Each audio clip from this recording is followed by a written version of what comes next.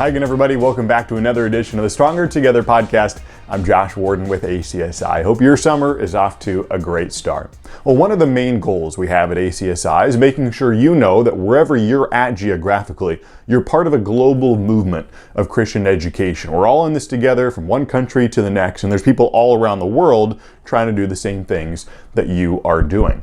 And with that in mind, we want to share a little bit about the 2025 International Educator Leadership Conference that just happened recently in Budapest. We want to give you a feel of what's happening over there and again show you that we're all in this together, no matter what country or continent that you're at. Dr. Larry Taylor was there. We'll hear from him in just a moment, ACSI's president and CEO. Some of the topics at this conference were leading with courage, building a culture of faithful resilience, and facing today's challenges with wisdom. It seems like those topics are relevant wherever you're at, and that's kind of the point, is that we're all in this together and in a pretty similar movement regardless of what country you're in. So let's go ahead and hear just a little bit of what Dr. Larry Taylor took away from that conference and what he wants to share with you from Budapest.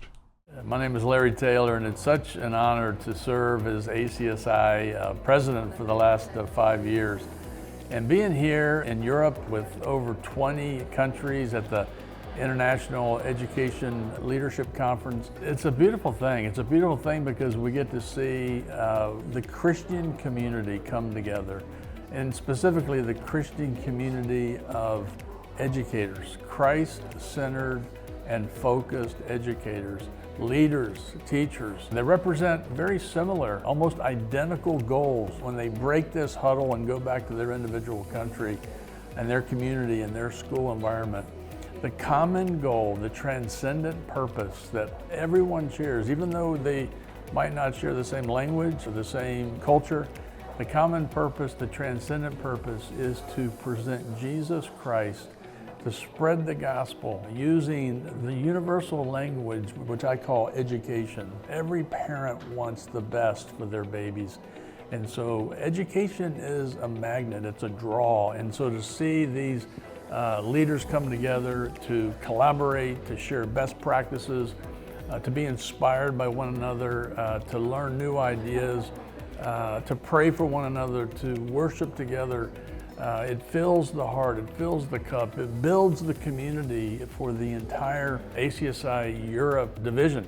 And what it really does is we have 6, 7 other divisions around the world. And so if you can imagine, each of these divisions are having common gatherings like this.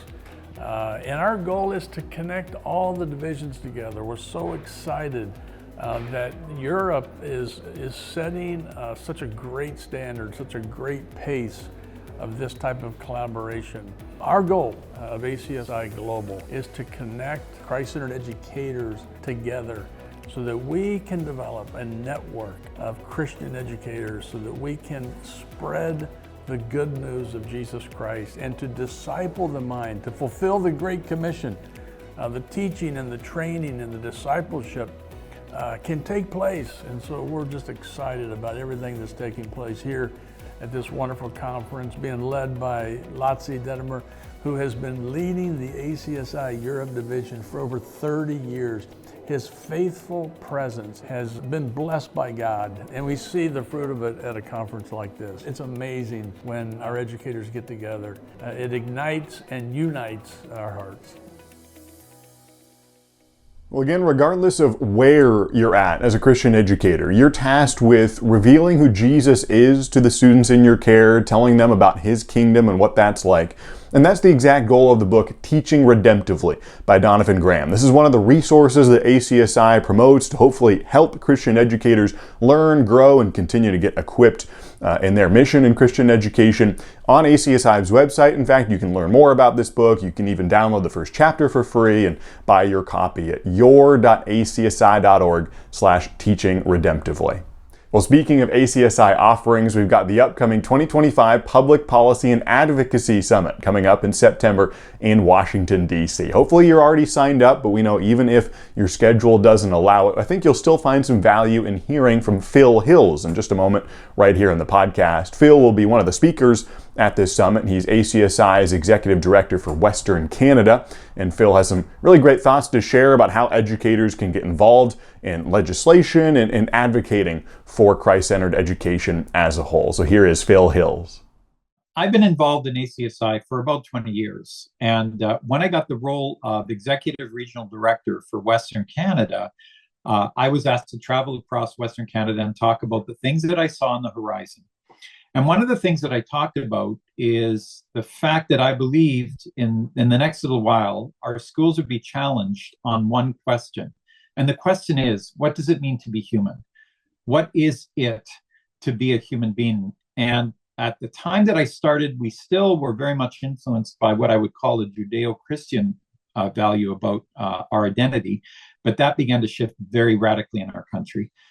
We ended up legalizing gay marriage far earlier than anybody else. And on top of that, once that had happened, a whole bunch of other things occurred. Here's the complexity. In Western Canada, all of our schools depend on a degree of government funding in order to operate. We have, in some places, received about 30% of the cost of educating a child in a school. In other places, it's almost 100. So how in the world do you operate a Christian school, some of which are actually in the public system, while maintaining a biblical worldview, especially about identity in a world that is turning away from those values, in some respects, in a very hostile way?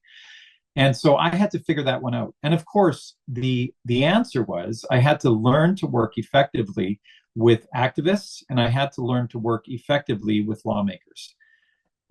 The interesting thing about this journey is that there wasn't a one-size-fits-all approach at all. There were a number of approaches that we took over the years. In some cases, working with lawmakers was kind of fruitless because they didn't want to talk to us because we were defined as harmful. In those cases, sometimes we had to leverage constitutional law, and we did. In other cases, after unsuccessfully lobbying against a law that was disadvantageous to our schools because it restricted what we could teach, we figured the best tactic was to find people that were willing to stand to be elected, get them in government, and get them to influence the law. And we were successful in that realm too. We had one person in particular who was a leader of a Christian school who decided to let his name stand. He did. He got elected. His party got elected. They came into power, and while they were in power, moderated the laws that had been put in place by the previous administration and enabled our schools to continue to operate freely with funding. And then in another case, we really were not going to see any progress with that current government. So we started working in a grassroots way to support a party and candidates throughout the province that were very much supportive of our values and of parental choice and of parental freedom. And that party won, and that party put in law that really valued parents and really valued their choices, and therefore allowed us to be protected for the last number of years. And finally, in one jurisdiction that was already very radicalized, we did something very unusual, and that is that we actually reached out to activists. We built respectful relationships. We explained who we were and what we were about. And as much as you might think doing that is a lose-lose situation, it wasn't. Because what we discovered is this: when you humanize others, when you behave with respect and with gentleness, as Paul talks about, when you also very, very wisely find common ground between you, we both care about kids, we both care about flourishing lives, and then state we don't agree on what that looks like, but at least everyone should have the right to present their view of flourishing. Suddenly you might end up turning someone who was somebody who was adverse to your agenda to someone who at least isn't going to fight you. And that happened. And so as a result, we weren't legislated in that particular province out of biblical teaching in our schools.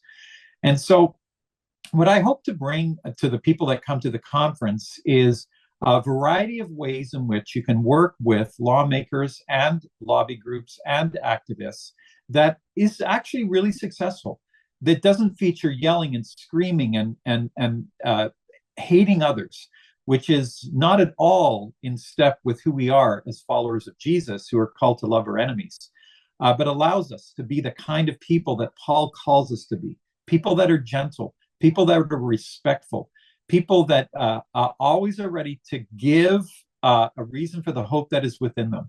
And that's really been the foundational value that we've taken into every conversation with a lawmaker and every conversation with a lobby group. And we've had remarkable success, because the Bible says if you put the kingdom first, if you humble yourself before others, if you call out to God in prayer for his intervention, and are willing to put up with some dark nights of tears and distress, because we sure did, and don't give up on your belief that God will protect the children that you love so deeply and desperately, and allow you to do something that will help kids understand that this world is a good place full of hope and love, and they are called to embrace that worldview and live it and love people into the cross and into freedom and into the resurrection. And so if you're able to do that, you will continue to change the world in the power of God. And so we've learned that you can have an impact. You can run Christian schools in one of the most woke nations on earth. And you can even get them to help pay you for it. I'm not sure that's always the best thing in terms of the money, because that's always a hard and complicated thing. But the real thing that we value is freedom.